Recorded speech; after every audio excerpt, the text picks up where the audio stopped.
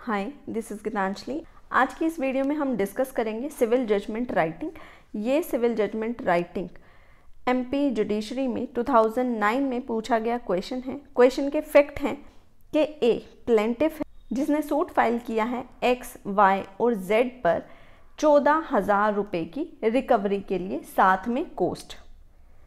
पूरे केस के फैक्ट्स क्या हैं? प्लेंटिफ का कहना है कि डिफेंडेंट के जो फादर थे एफ, यानी एक्स वाई जेड के फादर थे एफ, उन्होंने 10,000 रुपये अपनी वाइफ की ट्रीटमेंट के लिए उधार लिए थे।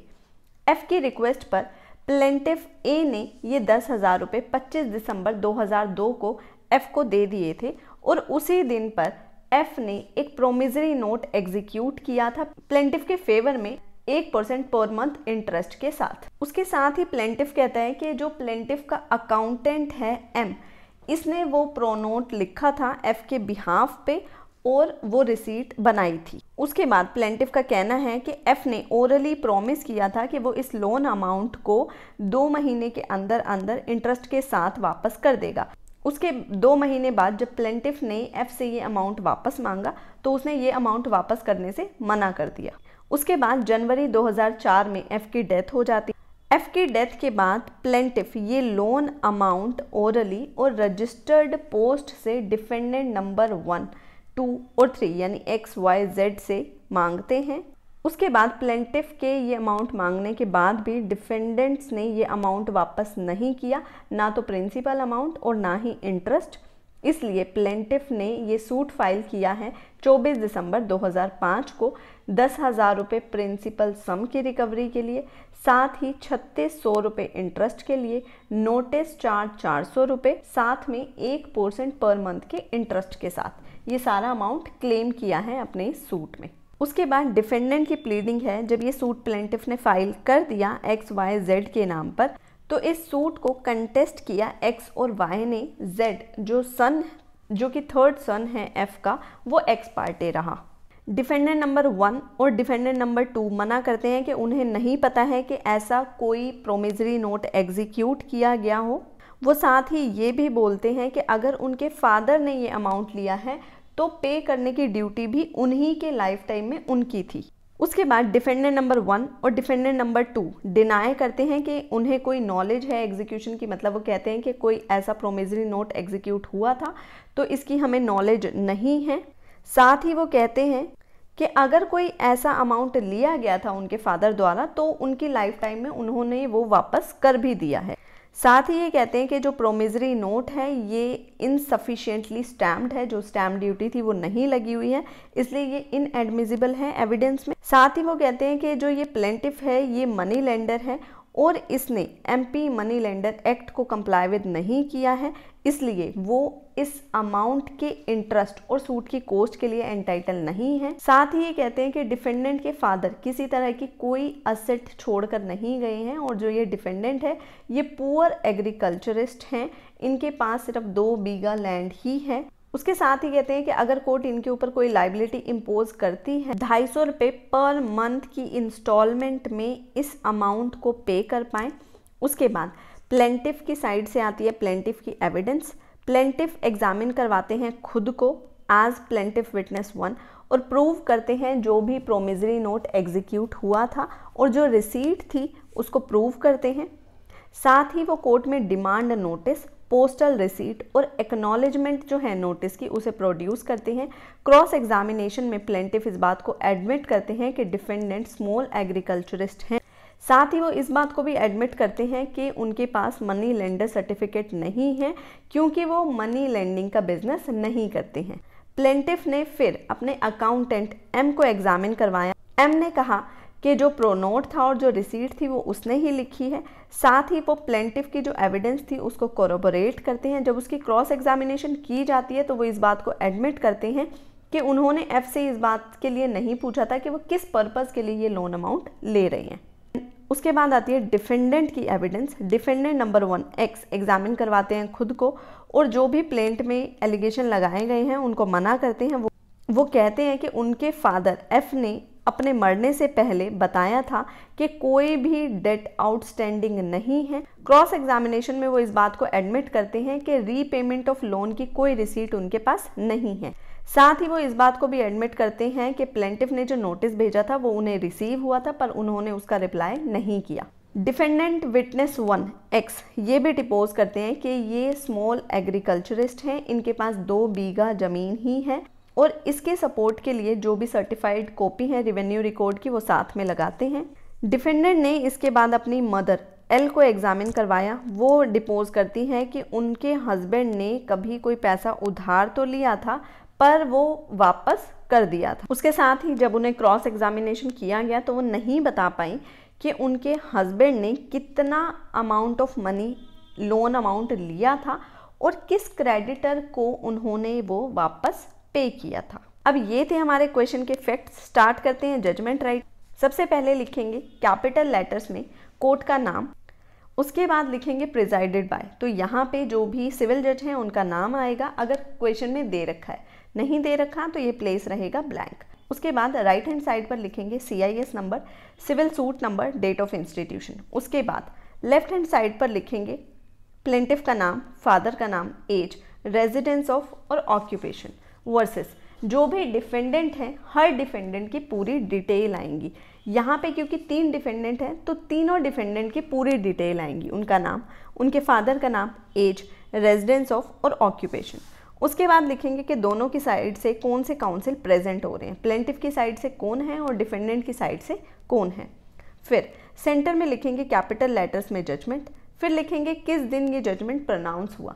तो एग्जाम में जिस दिन हम जजमेंट राइटिंग कर रहे होंगे वो डेट यहाँ पर मेंशन की जाएगी।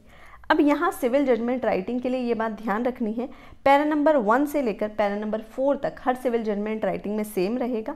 पैरा नंबर 1 में लिखा जाएगा कि सूट किस लिए किस सेक्शन में फाइल किया गया है। पैरा नंबर 2 में लिखा जाएगा कि अगर कोई एडमिटेड फैक्ट है तो वो। पैरा नंबर 3 में लिखा जाएगा प्लेंटिफ की पूरी स्टोरी। पैरा नंबर 4 में लिखी जाएगी डिफेंडेंट की पूरी स्टोरी। उसके बाद पैरा नंबर 5 में फ्रेम किए जाएंगे इशू। स्टार्ट करते हैं पैरा 1 से। पैरा 1 में हम लिखेंगे कि प्लेंटिफ ने ये सूट फाइल किया है डिफेंडेंट के ऊपर प्रिंसिपल अमाउंट 10,000 को विद इंटरेस्ट 3600 रुपये, नोटिस चार्ज 400 रुपये, टोटल हो गए 1400 रुपये विद 1% पर मंथ इंटरेस्ट के साथ जिस दिन सूट इंस्टीट्यूट हुआ जब तक कि ये सूट डिसाइड नहीं हो जाता तब तक के लिए, और साथ में सूट की जो कॉस्ट है वो भी। पैरा नंबर 2 में आते हैं एडमिटेड फैक्ट। तो इस केस में कोई भी एडमिटेड फैक्ट नहीं है तो लिख देंगे कि इस केस में कोई भी एडमिटेड फैक्ट नहीं है। पैरा नंबर 3 में आती है प्लेंटिफ की पूरी स्टोरी। तो प्लेंटिफ का पूरा केस ये है कि 25 दिसंबर 2002 को उसने मिस्टर F को, जो कि डिसीज्ड हो चुके हैं अब, उन्हें 10,000 रुपये एज अ लोन अमाउंट दिया था और उसके बदले में उन्होंने प्रोमिसरी नोट लिखा था प्लेंटिफ के फेवर में। मिस्टर F ने ये लोन अमाउंट 2 महीने में वापस नहीं किया जो कि उन्होंने ओरली प्रॉमिस किया था, और ये जनवरी 2004 को इनकी डेथ हो जाती है। उसके बाद प्लेंटिफ ने ये अमाउंट उनके सन, जो कि डिफेंडेंट है इस केस में, उनसे मांगा पर उन्होंने मना किया। इसलिए प्लेंटिफ ने ये सूट फाइल किया है जो कि विद इन जुरिस्डिक्शन है, विद इन लिमिटेशन है और प्रॉपर कोर्ट फीस के साथ है। देखिए, लिमिटेशन, जुरिस्डिक्शन और कोर्ट फीस की बात हमें क्वेश्चन में नहीं की गई है, पर ध्यान रखना है कि जब भी हम प्लेंटिफ का वर्जन लिखेंगे पैरा नंबर 3 में तो ये चीज़ यहाँ पर स्टेट करनी है। उसके बाद पैरा नंबर 4 में आएगा डिफेंडेंट का वर्जन। तो डिफेंडेंट 3 हैं जो Z, वो एक्स पार्टी रहते हैं। डिफेंडेंट X और Y डिनाई करते हैं कि ऐसे कोई लोन अमाउंट उनके फादर ने लिया हो, उनको नॉलेज नहीं है और ना ही प्रोमिसरी नोट की कोई नॉलेज है।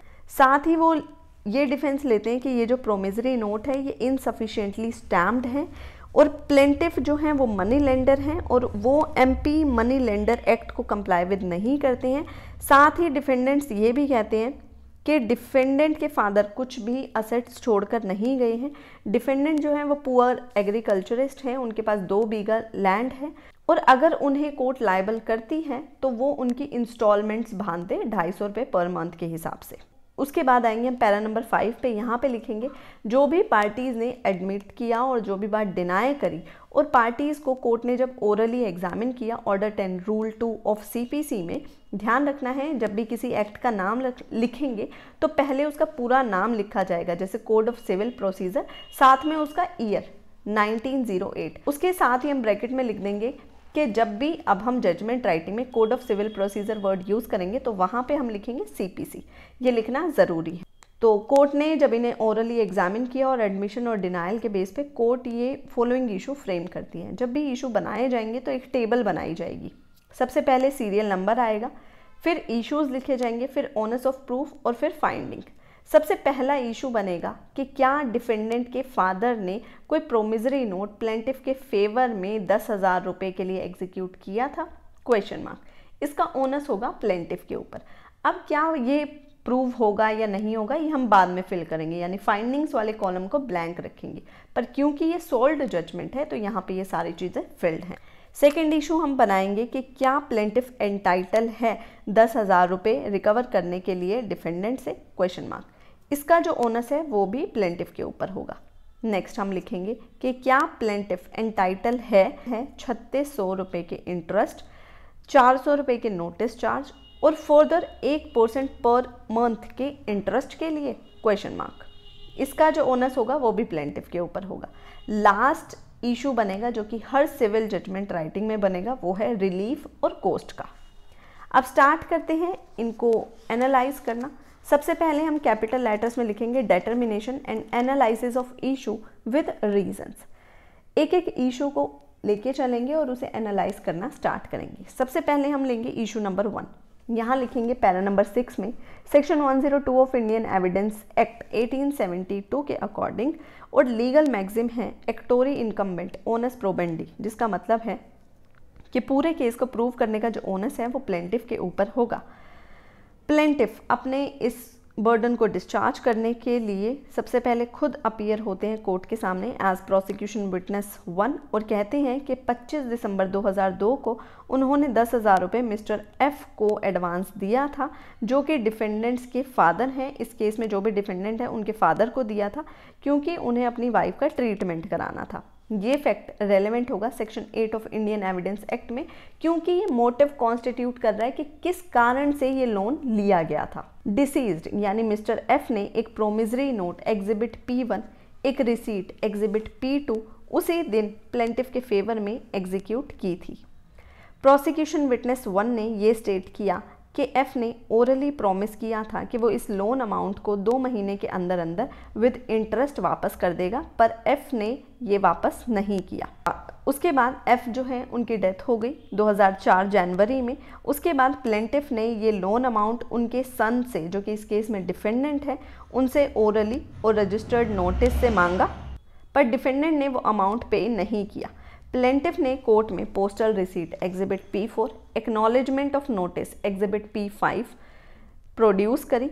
प्रोसिक्यूशन विटनेस 1 को क्रॉस एग्जामिन किया गया पर वो रिबट नहीं हुए। देखिए यहाँ पे जो भी डॉक्यूमेंट हम कोर्ट की फाइल पे प्रोड्यूस करेंगे तो उसको हम नाम देंगे एग्जिबिट P1। जो भी प्लेंटिफ की साइड से आएगा वो एग्जिबिट P1। ऐसे ही फॉर द कंटिन्यू आगे काउंटिंग चलती रहेगी, जितने भी डॉक्यूमेंट्स आते रहेंगे, और जो भी डॉक्यूमेंट डिफेंडेंट की साइड से आएगा उसको नाम देंगे exhibit D1, D2 and so on. उसके बाद पैरा नंबर 7 में लिखेंगे कि प्लेंटिफ ने अपने अकाउंटेंट M को एज प्रोसिक्यूशन विटनेस 2 एग्जामिन करवाया, जिन्होंने प्लेंटिफ को कोरोबोरेट किया। साथ ही उन्होंने ये भी कहा कि ये जो प्रोनोट है उन्होंने लिखा था और रिसीट भी उन्होंने लिखी थी।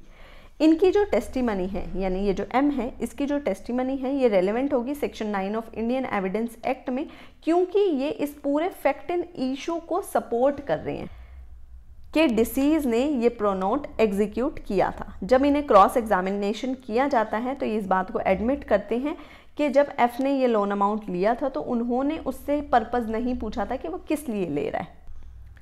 उसके बाद नेक्स्ट पैरा में लिखेंगे डिफेंडेंट नंबर 1 X अपने आप को एग्जामिन करवाते हैं और ये सारे एलिगेशन जो प्लेंट में लगाए गए हैं उसे मना करते हैं। वो कोर्ट के सामने ये स्टेट करते हैं कि उनके फादर ने मरने से पहले उन्हें बताया था कि कोई भी डेट आउटस्टैंडिंग नहीं है, मतलब किसी का कर्जा नहीं देना है। क्रॉस एग्जामिनेशन में उन्होंने ये बात एडमिट करी कि उनके पास कोई रीपेमेंट ऑफ लोन की रिसीट नहीं है। उन्होंने ये बात भी एडमिट करी कि उन्हें प्लेंटिफ ने नोटिस भेजा था पर उन्होंने रिप्लाई नहीं किया। ये फैक्ट रेलेवेंट होगा section 14 of Indian evidence act में, क्योंकि ये इंडिकेट कर रहा है कि इनको नॉलेज थी इस लोन अमाउंट की और इस प्रोमिसरी नोट की, और एक रीजनेबल मैन जिसे एक इस तरह का नोटिस मिलेगा और उसे पता है कि ऐसा कोई लोन अमाउंट नहीं लिया गया था, तो वो उसका रिप्लाई करेगा, पर इन्होंने ऐसा नहीं किया। उसके बाद हम नेक्स्ट पैरा में लिखेंगे कि डिफेंडेंट ने उसके बाद अपनी मदर को as defence witness two examine करवाया, जिन्होंने आकर कोर्ट में कहा कि उनके हस्बैंड ने एक बार कोई पैसा उधार लिया था और उसे रीपेमेंट भी कर दिया था। क्रॉस एग्जामिनेशन में जब उनसे पूछा गया तो उनके पास इस बात का कोई आंसर नहीं था कि हस्बैंड ने कितना अमाउंट लिया और किसे वापस किया। अब यहाँ तक जो हमारा इशू नंबर 1 था कि क्या डिफेंडेंट के फादर ने कोई प्रोमिसरी नोट एग्जीक्यूट किया है प्लेंटिफ के फेवर में, इसके बारे में प्लेंटिफ ने जो भी कहना था कह दिया, डिफेंडेंट ने जो कहना था कह दिया। अब प्लेंटिफ और डिफेंडेंट की एविडेंस के बाद हमें देखना है कि क्या ये इशू प्रूव हुआ है या फिर डिसप्रूव हुआ है।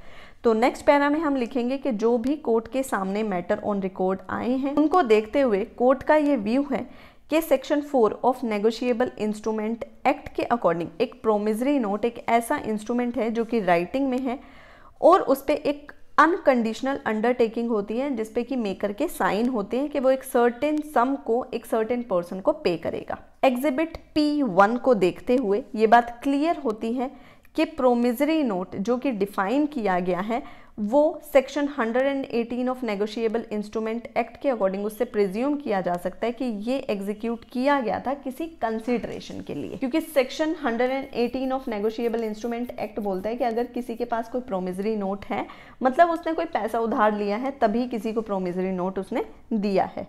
तो यहाँ पे कोर्ट प्रिज्यूम कर रही है section 118 of negotiable instrument act में।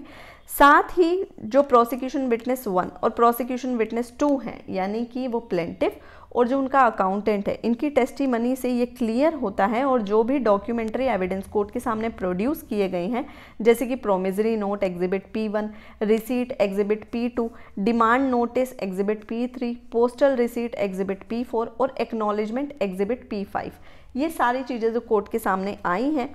साथ ही जो डिफेंडेंट का कंडक्ट है कि उन्होंने प्लेंटिफ के नोटिस का रिप्लाई भी नहीं किया और डिफेंडेंट जो है जो भी प्लेंटिफ ने कोर्ट के सामने प्रोड्यूस किया है इसको रिबट भी नहीं कर पाए हैं। साथ ही डिफेंडेंट्स ने ये भी कहा है कि उनके फादर ने जो भी लोन अमाउंट अपने लाइफ टाइम में लिया था वो सब रीपे कर दिया है और इसके लिए उन्होंने अपनी मदर को एग्जामिन करवाया जो कि कोर्ट के सामने ये प्रूव नहीं कर पाई कि कोई पेमेंट प्लेंटिफ को की गई है। साथ ही डिफेंडेंट्स ने कोर्ट के सामने ये भी बात प्रूव नहीं करी कि उनकी मदर इल नहीं थी जब ये लोन अमाउंट लिया गया था, क्योंकि प्लेंटिफ का कहना है कि डिफेंडेंट ने ये लोन अमाउंट लिया था अपनी वाइफ के ट्रीटमेंट के लिए।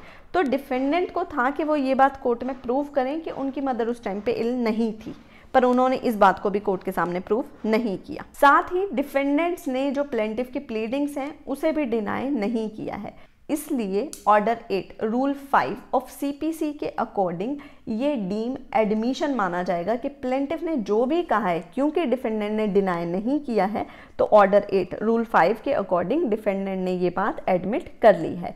इसलिए जो मोटिव है इस लोन को लेने का वो एस्टैब्लिश होता है। उसके साथ ही डिफेंडेंट्स ने डिफेंस लिया है कि ये जो प्रोमिसरी नोट है ये इनसफिशिएंटली स्टैम्प्ड है, इसलिए इनएडमिसिबल है एविडेंस में। तो section 35 of Indian stamp act 1899 के अकॉर्डिंग कोई भी इनसफिशिएंट स्टैम्प्ड डॉक्यूमेंट अगर कोर्ट के सामने है तो वो एविडेंस में एडमिसिबल नहीं होगा। उसके साथ ही section 3 read with schedule 1 of Indian stamp act बताता है कि कौन से डॉक्यूमेंट हैं जो कि स्टैम्प्ड होने चाहिए। तो इस शेड्यूल और इस सेक्शन के अकॉर्डिंग प्रोमिसरी नोट रिक्वायर्ड नहीं है कि वो स्टैम्प्ड होना चाहिए, इसलिए डिफेंडेंट ने जो डिफेंस लिया है वो टेनेबल नहीं है। एग्जिबिट P1 जो है जो ये प्रोमिसरी नोट है ये एडमिसिबल होगा एविडेंस में। तो जो भी एनालिसिस कोर्ट ने किए हैं उनको देखते हुए ये बात कोर्ट हेल्ड करती है कि ये जो प्रोमिसरी नोट है ये F ने प्लेंटिफ के फेवर में एग्जीक्यूट किया था 10,000 लोन अमाउंट के लिए। प्रोसिक्यूशन प्लेंटिफ विटनेस 1 ने अपने बर्डन को फुली डिस्चार्ज किया है, इसलिए इशू नंबर 1 प्रूव होता है प्लेंटिफ के फेवर में। अब जब ये प्रूव हो गया तो आगे जहां हमने टेबल बनाई थी वहां हम जाकर लिख देंगे फाइंडिंग्स वाले कॉलम में प्रूव्ड। उसके बाद हम एनालाइज करेंगे सेकेंड इशू। हमारा इशू नंबर 2 है कि क्या प्लेंटिफ एंटाइटल है 10,000 रुपए लोन अमाउंट की रिकवरी के लिए डिफेंडेंट से। तो हम यहाँ पैरा नंबर 14 में लिखेंगे पायस ऑब्लिगेशन के कॉन्सेप्ट के अकॉर्डिंग हिंदू लॉ में सन कि ये ऑब्लिगेशन है कि जो भी डेट उनके एंसेस्टर्स ने, फादर, ग्रैंडफादर या ग्रेट ग्रैंडफादर ने मोरल पर्पसेस के लिए लिया है, तो उनकी डेथ के बाद इन सन की ऑब्लिगेशन है कि वो उसे रीपे करें। इस केस में एफ ने ये लोन अमाउंट लिया है उसकी वाइफ के ट्रीटमेंट के लिए, यानी इन सन की मदर्स के ट्रीटमेंट के लिए। तो ये एक मोरल पर्पस है, इसलिए ये जो डेट है ये सन पर बाइंडिंग होगा। उसके बाद नेक्स्ट पैरा में हम लिखेंगे अमेंडमेंट एक्ट 2005 से पायस ऑब्लिगेशन को लेकर कुछ अमेंडमेंट्स की गई हिंदू सक्सेशन एक्ट में। सेक्शन 6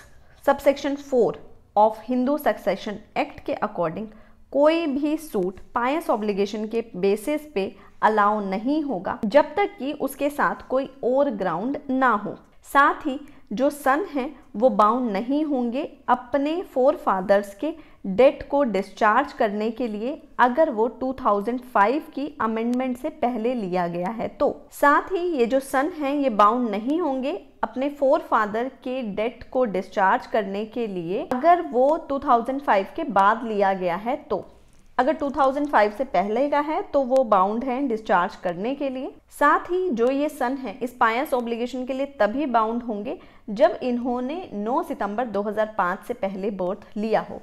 और हमारे इस केस में जो सूट फाइल किया गया है इस प्रोनोट के बेसिस पे, वो सिर्फ पायस ऑब्लिगेशन के बेसिस पर नहीं है, वो साथ में प्रोनोट है जो प्रोमिसरी नोट है उसके बेसिस पर भी फाइल किया गया है। इसलिए ये जो सूट है ये डिफेंडेंट के अगेंस्ट मेंटेनेबल है। साथ ही ये जो डेट है ये लिया गया है 25 दिसंबर 2002 को, यानी 9 सितंबर 2005 से पहले। इसलिए जो सभी condition section 6 subsection 4 of Hindu succession act में दी गई हैं वो सभी फुलफिल होती हैं। इसलिए ये जो सन है ये लायबल होंगे इस अमाउंट को पे करने के लिए, और इसके बेसिस पर ये जो प्लेंटिफ है ये एंटाइटल है इस लोन अमाउंट को डिफेंडेंट से रिकवर करने के लिए। इसलिए इशू नंबर 2 भी प्रूव होता है। उसके बाद हम लिखेंगे इशू नंबर 3। हमारा इशू नंबर 3 है कि क्या प्लेंटिफ एंटाइटल होगा इंटरेस्ट, नोटिस चार्जेस और फर्दर 1% पर मंथ के इंटरेस्ट के लिए। अब यहाँ पे क्योंकि कोर्ट ये डिसाइड कर चुकी है कि प्लेंटिफ एंटाइटल होगा लोन अमाउंट के लिए, तो अब नेक्स्ट पॉइंट कोर्ट के सामने आता है कि क्या प्लेंटिफ एंटाइटल होगा इंटरेस्ट के लिए भी। तो अगर हम प्रोमिसरी नोट देखें तो प्रोमिसरी नोट पे ये एग्री हुआ है कि 1% पर मंथ का इंटरेस्ट पे करेगा डिफेंडेंट प्लेंटिफ को। प्लेंटिफ ने principal amount 10,000, interest 3600, notice charges 400, total 14,000 पे 1% पर मंथ का इंटरेस्ट क्लेम किया है। साथ में जो सूट की कॉस्ट है वो भी। डिफेंडेंट ने डिफेंस लिया है कि प्लेंटिफ मनी लेंडर है और इसने एमपी मनी लेंडिंग एक्ट के प्रोविजंस को कंप्लाई विद नहीं किया है, इसलिए ये इंटरेस्ट के लिए एंटाइटल नहीं है और ना ही कॉस्ट के लिए एंटाइटल है। दूसरी तरफ प्लेंटिफ कहता है कि वो मनी लेंडर लाइसेंस उसके पास नहीं है क्योंकि वो मनी लेंडिंग का बिजनेस नहीं करता है। प्लेंटिफ की ये जो स्टेटमेंट है डिफेंडेंट ने इसे रिबट नहीं किया है, तो इस पूरी बात को प्रूव करने का बर्डन आता है डिफेंडेंट के ऊपर, जिसको वो फेल होते हैं डिस्चार्ज करने में। इसलिए डिफेंडेंट का जो डिफेंस है वो टेनेबल नहीं है। उसके बाद नेक्स्ट पैरा में हम लिखेंगे सेक्शन 34 ऑफ सीपीसी के अकॉर्डिंग प्लेंटिफ एंटाइटल होगा पेंडेटलाइट और पोस्ट लाइट इंटरेस्ट के लिए, ना कि प्री लाइट इंटरेस्ट के लिए, क्योंकि ये डिपेंड होता है पार्टीज के एग्रीमेंट पे। पेंडेटलाइट इंटरेस्ट का मतलब है जिस दिन से सूट फाइल हुआ है और जिस दिन पे सूट डिक्री हुआ है। तो पेंडेटलाइट इंटरेस्ट जो है वो अवॉर्ड किए जाते हैं सेक्शन 34 ऑफ सीपीसी के अकॉर्डिंग, और इसके बाद कोर्ट के डिस्क्रिशन है कि वो इंटरेस्ट रेट 6% से ज्यादा नहीं दे सकते हैं। उसके बाद नेक्स्ट पैरा में हम लिखेंगे कि ये पार्टी में ही एग्री हुआ था कि 1% पर मंथ का इंटरेस्ट पे किया जाएगा जो कि मिनिमम इंटरेस्ट है। कोर्ट को लगता है कि ये अप्रोप्रिएट होगा एक प्री लाइट इंटरेस्ट ग्रांट करना, यानी जिस दिन से कोज ऑफ एक्शन अराइज हुआ है और जिस दिन ये सूट फाइल किया गया है 1% इंटरेस्ट का, तब तक का इंटरेस्ट कोर्ट ग्रांट करती है। इन सारी चीजों को ध्यान में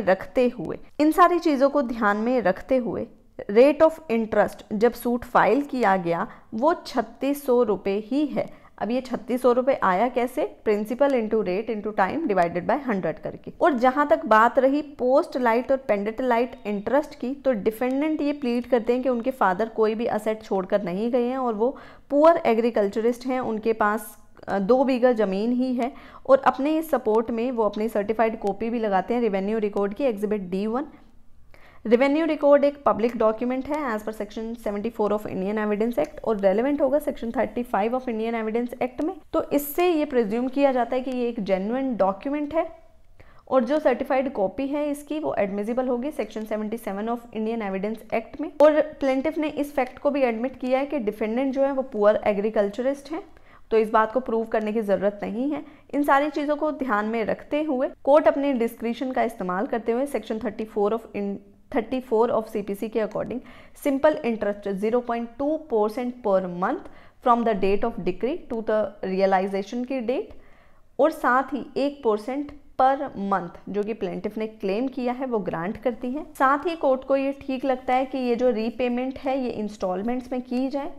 तो इशू नंबर 3 जो है प्रूव होता है, प्लेंटिफ एंटाइटल है प्री लाइट 1% इंटरेस्ट के लिए। कोर्ट अपनी डिस्क्रिशन का इस्तेमाल करते हुए पेंडेंटलाइट और पोस्ट लाइट इंटरेस्ट 0.2% ग्रांट करती है।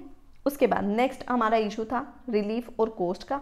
सेंटर में लिखेंगे issue number 4 relief and cost. तो जो भी कोर्ट ने सारे इशू को डिसाइड किया है उसको ध्यान में रखते हुए कोर्ट ये फॉलोइंग रिलीफ ग्रांट करती है। सबसे पहला तो प्लेंटिफ एंटाइटल है 10,000 रुपये लोन अमाउंट के लिए, प्री लाइट इंटरेस्ट 3600 रुपये के लिए, पेंडेंटलाइट इंटरेस्ट 0.2% पर मंथ के लिए, नोटिस चार्ज 400 के लिए और डिफेंडेंट अपनी कॉस्ट तो बियर करेगा ही, साथ ही प्लेंटिफ की कॉस्ट भी बियर करेगा और जो सर्टिफाइड एडवोकेट की फीस है उसको भी पे करेगा। उसके बाद राइट हैंड साइड पर लिख देंगे साइन सिविल जज 2nd क्लास के। लेफ्ट हैंड साइड पर लिखेंगे decree to be drawn accordingly. थोड़ा स्पेस छोड़कर लिखेंगे कि ये जजमेंट डेटेड साइन और प्रोनाउंस किया गया है ओपन कोर्ट में और फिर से साइन होंगे सिविल जज 2nd क्लास की।